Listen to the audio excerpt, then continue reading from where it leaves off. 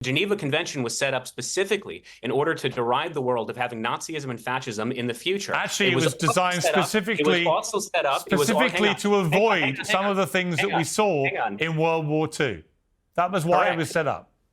Correct. And the Geneva Convention made it clear that, unfortunately, war in the 20th and 21st century is a necessary evil. It is terrible to have civilians being killed. It is terrible when you have a civilian death toll. But unfortunately, that is a consequence of every war ever fought in modern warfare. I mean, do you know how many German civilians were killed during World War II? It was 2 to 3 million. You know how many Austro-Hungarians were killed during World War I? It was anywhere from 500,000 to 1 million. But if we judge the We're not in a world war. We're in a war between the most powerful military in the Middle East and a 2 million strong, with half of those being under 18, population of the Gaza Strip, which has been under occupation now for decades. That's what we're talking about. It's not a world war.